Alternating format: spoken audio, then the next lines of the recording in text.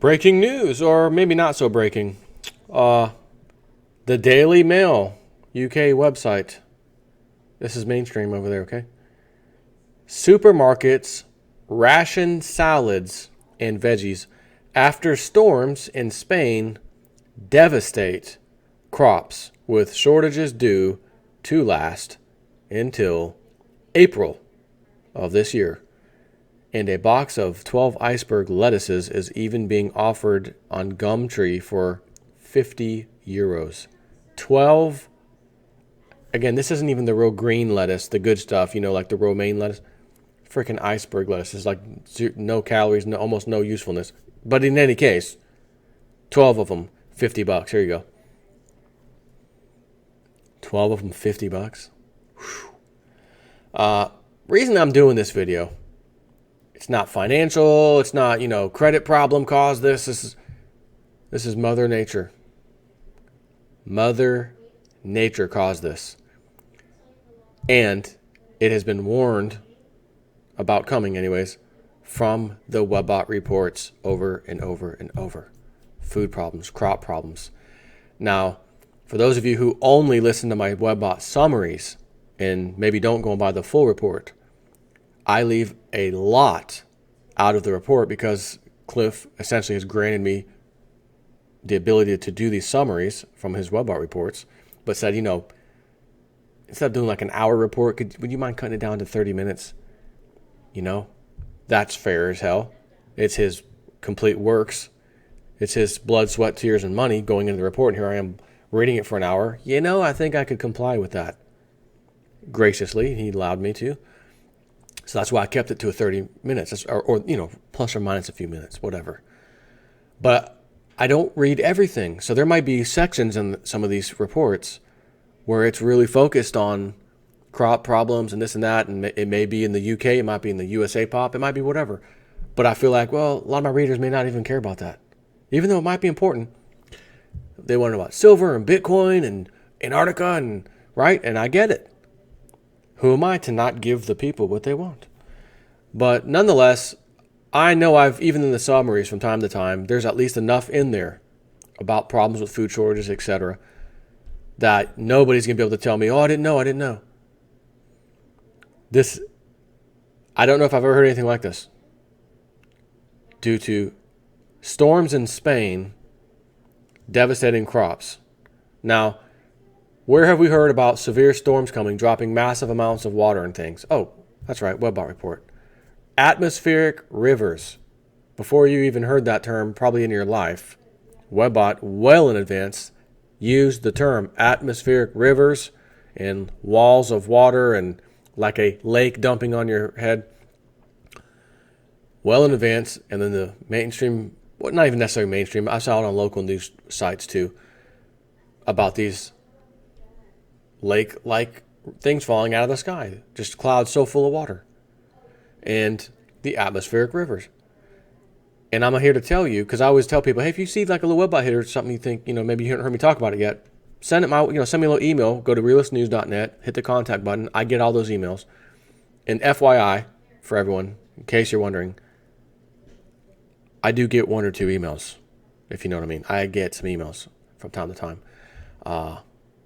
And I try to go through each and every one. I will read each and every one, but I may not reply to each and every one. Just an FYI. But it warned us. This is going to start happening. It warned us about the crazy weather that would be coming in advance. And by the way, people who were sending mail contacts to me, and getting emailed, atmospheric river. Joe, did you see this? Jason, hey man, is this Joe? Is this? Yes, it's me. You got the right place. And I saw that one coming across, and I already did a video on it anyways. But I was like, yeah, I know. Webbot said so. So here we have food shortages. This is making mainstream dailymail.co.uk news. This is, my friend, let's take a little picture. You want to see a little picture? I'll show you a little picture. That's what the shelves look like. Now, if I said to you right now, this is in Argentina, or Venezuela, how that's going over there. You would say, oh, yeah, Show us something we haven't seen already, right? I mean, you'd say that. Well, yeah, we already know. That's expected. Starving to death over there. Third world country. Oh, wait a minute. United Kingdom, Spain, etc., EU zone. What the? Empty store shelves. And I did a video the other day mentioning this also. And I think the title was something like, if a few bad storms can cause this, imagine what, a worse scenario would do. I think something like that. And it showed shelves being cleaned off right here in America based off some little potential storms that were coming in. Oh, we don't want to get frozen or iced in or snowed in or whatever. Oh, go to the store. And people just bought extra. That's all it was. They weren't even in a panic mode, just buying extra. Clean the shelves off. Supermarkets are rationing vegetables after snow and storms in the Mediterranean have caused shortages which will last until April. Supermarket shelves have been left bare as shoppers rushed to stock up on greens. Prices have rocketed with courgettes. The hell's a courgette? Almost look like Corvette, but there's a G in there. Courgettes. Normally costing 45p. What is p? Pence? Is that pence? Being sold for $1.90 or euro dollar, $1.90. And lettuce is normally 40 pence, costing almost triple that at a pound and as a euro in 17. Morrison's has imposed a limit of 3 heads of broccoli and 2 iceberg lettuces per customers throughout its 492 stores, and Tesco has limited out customers to 3 lettuces. Up, got 3. Got 3, sir? That's your limit. That's your limit. Oh, okay. The crisis isn't only affecting supermarkets, as the online stores of the big grocers are restricting supply by listing many popular vegetables as unavailable. And garden center chain Wayvale has seized on the crisis by buying in more grow your own vegetable seeds and plants so families can become more self-sufficient. A hopeful entrepreneur is selling a box of iceberg lettuces on Gumtree for an eye-watering 50 euros as he tries to cash in on the vegetable shortage. So, I'm here to tell you, back when I lived at the other house, several years back when we were there, I bought one of these hydroponic systems. It's called a stacker system. Okay? Matter of fact, I'm going to pause this video so I can find an image of those for your viewing pleasure. Stand by. All right, so here's a little picture I found on Google. This is almost exactly what I had. Almost. Right here in the center. And you've got, on this one, it looks like 1, 2, 3. Yeah, 1, 2, maybe 3 stacker or just 2. It's hard to tell with the way that looks. They got a big one. But you got 1, 2, 3, 4, 5. I mean, you can grow 5 different things in here. Okay, so you got 1, 2, 3, 4, 5. Except each of those 5 has a total of 4 slots. So literally one of these, you can grow 5 times 4, 20 different things. Now, granted, it also depends on the size of the something you want to grow. You're not going to grow 20 lettuces and, iceberg lettuce in this thing, but you could grow several. And what I did with mine, when I had mine, we grew, I think I used the top section, and we were using 4 of those rows. So 4 times 20, right? Because ours also went up. I think I had 4 stacks on mine. 4 times 4, 16 on mine. So 16 on one pole, 16 on another pole, 16, 16. That's a lot of different little stuff you can grow. Now, these, what I just showed you, are strawberries, by the way. We did grow strawberries too, but I was growing viney things like cucumbers. I was growing, again, we did some of the strawberries. We did, romaine lettuce. We did the iceberg lettuce. I remember my wife and I going out back picking just a few of the tops. Like I want to say we had like 2 iceberg and I think 2 romaine on the very tops of because we had 4 of the pole stacker systems. So each of the very top was just one. So one romaine, another romaine, and then iceberg, iceberg. That was it. We could have grown more in that system. For example, you have two, there's four around one of the pots. Four sections stick out as you saw in that picture. So you could take, let's say, two catty corner and do lettuce right there and leave the other two empty. Reason you want to leave them empty is because when those roots and stuff start growing in there, there's not a whole lot of room, for competition, so to speak, in that area, even though you're doing hydroponics and you're feeding them, water, drip line, or whatever you're using. It still needs a bit of root space. So what I'm saying is you could probably do two lettuces, whether it was romaine or iceberg, instead of four, unless your stacker system just had a big, was kind of large. I don't think that'd be possible, because I remember when I did the lettuce, I think we did do two in one time, because it seems like I remember when I was taking them out, like what was left of them, the stem and everything, they were just big time twisted up together, and I was like, okay, next time I think I'll just do one. And then that's when we had the ones on the top. But I remember going out there and picking leaf, leaf, leaf, leaf, and we have this huge bowl of lettuce. I go, wow, this is more than our whole family's gonna eat tonight in lettuce. And then we're looking up at it like, wow, it almost looks like we didn't even hardly phase none of these lettuces. We only took one from one of the heads of iceberg, and then the other one from the romaine style. So the next day or whatever, a couple days later, we went to the other two, and then we're looking at all of them like, well, it doesn't seem like we're touching this thing. But with the system like that, let me go back to that picture, because with a system like this, now granted, just looking at this, it's safe to say that just eyeballing this is probably, this area looks like about, and I don't know how wide this is, it's hard to say. We'll call it between 2 and 3 acres, okay? I don't even think it's 3 acres. It's probably more like 2. And you can see the rows and rows and rows they have.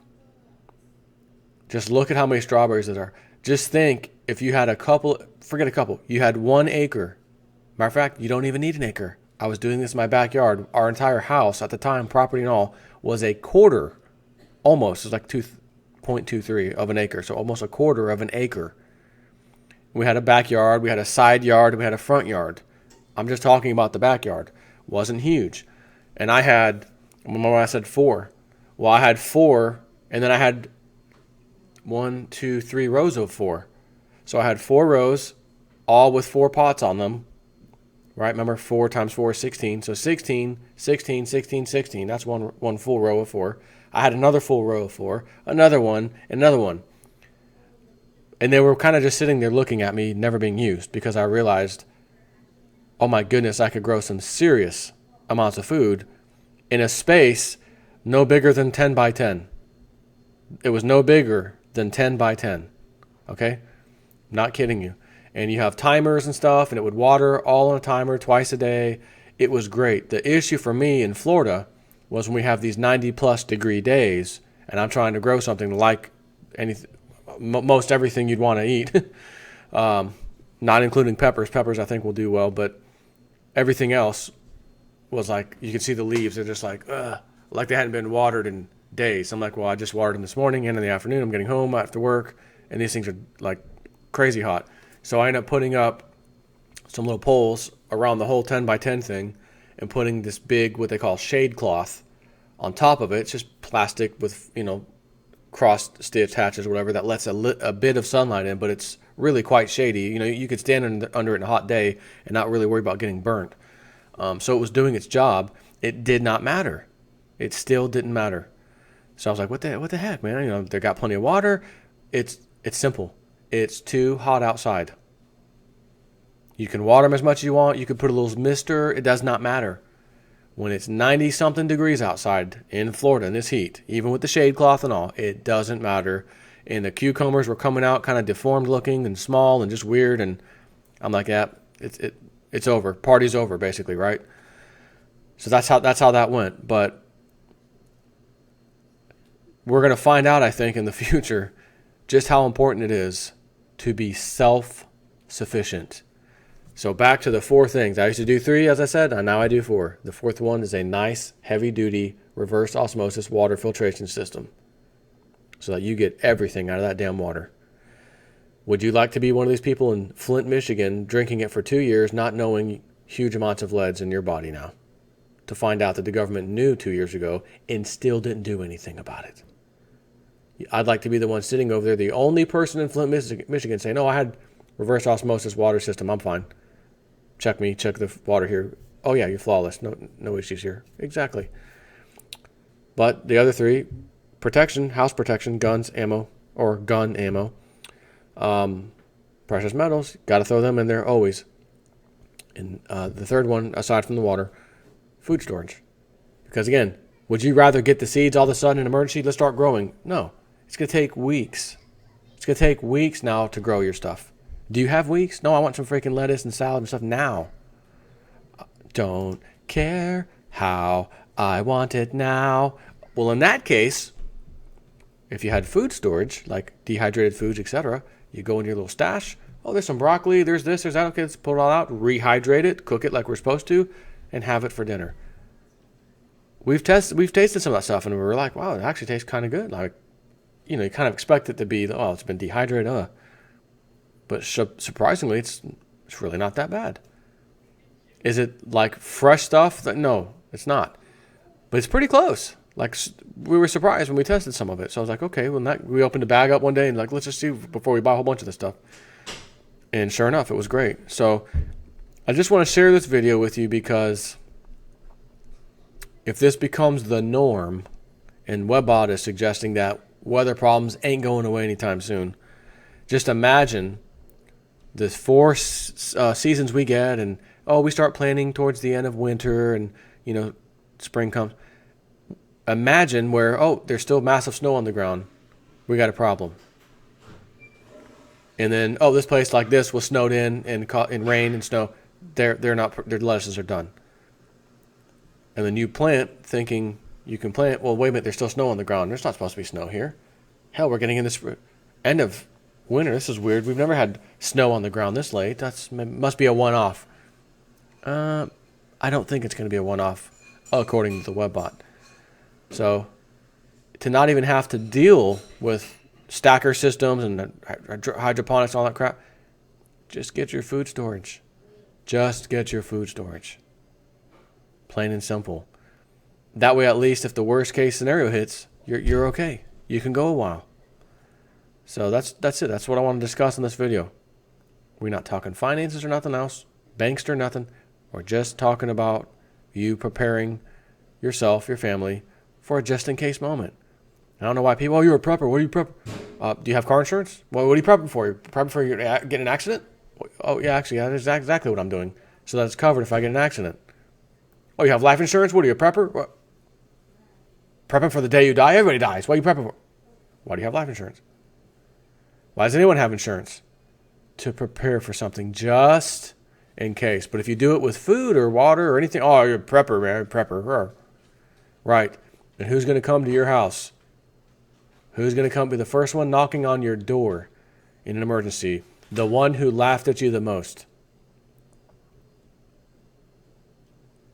And that's the one I'm going to enjoy